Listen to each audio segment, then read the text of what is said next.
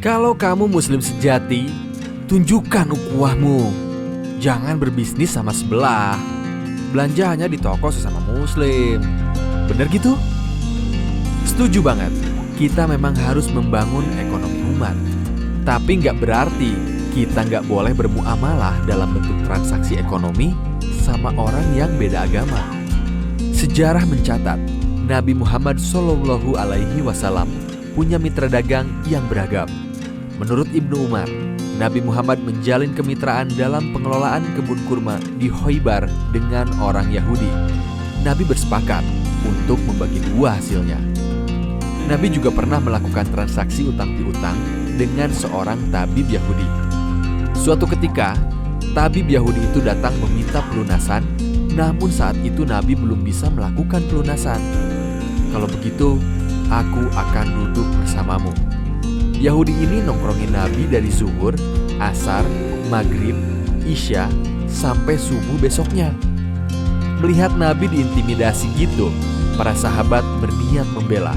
Tapi Nabi mencegah mereka dan bersabda, "Tuhanku menahanku untuk menyalahi kesepakatan yang kubuat dengan Yahudi tersebut atau dengan orang lain."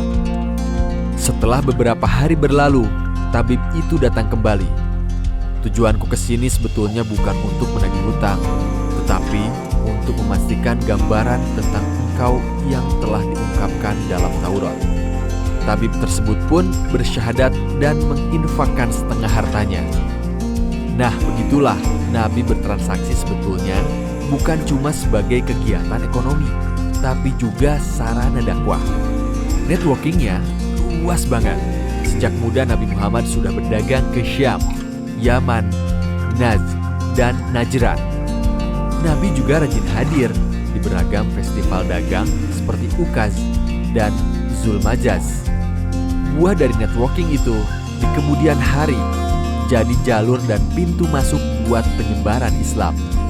Mitra-mitra dagang dari Bahrain dan Yaman berbondong-bondong bersyahadat masuk Islam karena mereka udah tahu sejak lama track record kejujuran dan kemuliaan pribadi Muhammad. Bahkan kita, orang Indonesia, bisa berislam hari ini berkat jasa para pedagang muslim Gujarat dan Yaman yang datang ke Nusantara.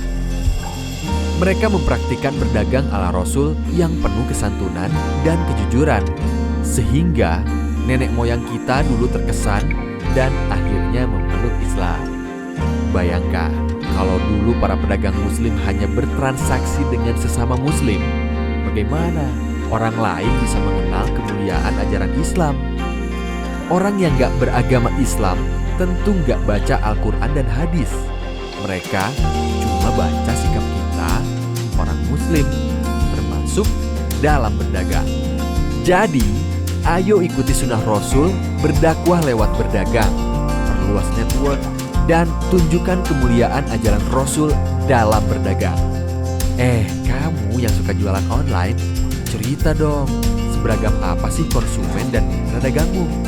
Tulis di komen ya.